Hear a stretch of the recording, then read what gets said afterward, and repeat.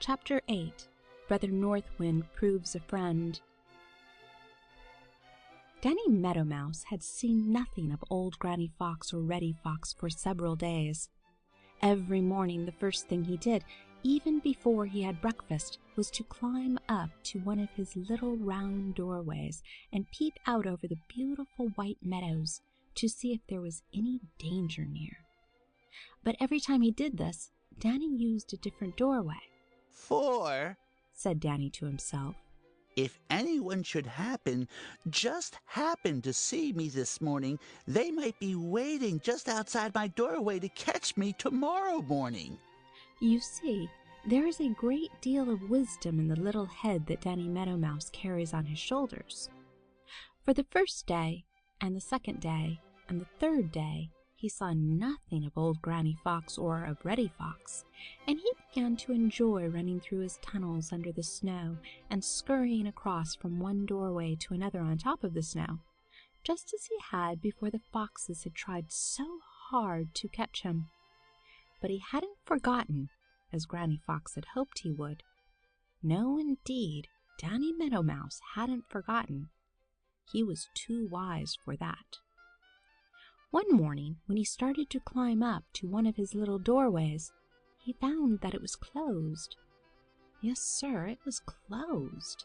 In fact, there wasn't any doorway.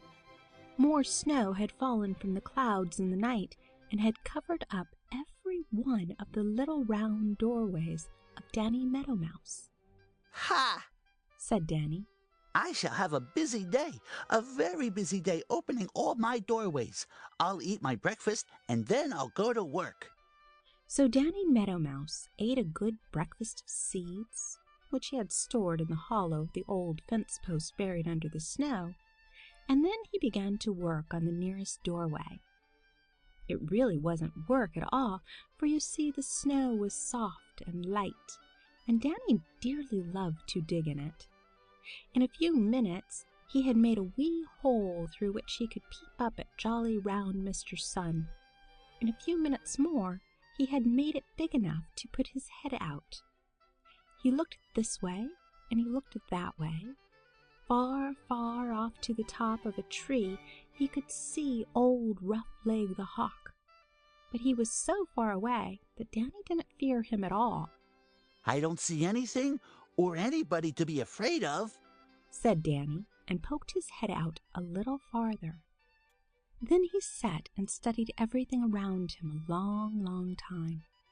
It was a beautiful white world, a very beautiful white world. Everything was so white and pure and beautiful that it didn't seem possible that harm or danger for anyone could even be thought of.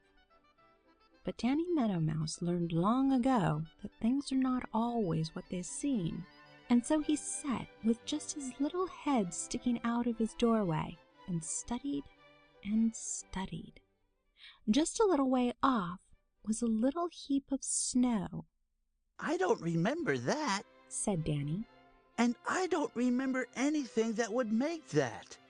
There isn't any little bush or old log or anything underneath it.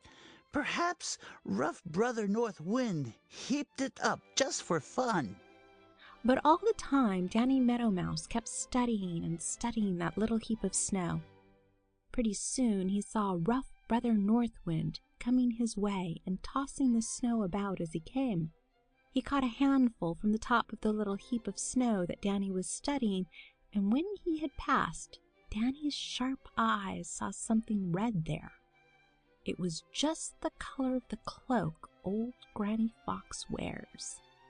"Granny Fox, you can't fool me. I see you plain as plain can be," shouted Danny Meadow Mouse, and dropped down out of sight, while old Granny Fox shook the snow from her red cloak and with a snarl of disappointment and anger slowly started for the Green Forest, where Reddy Fox was waiting for her.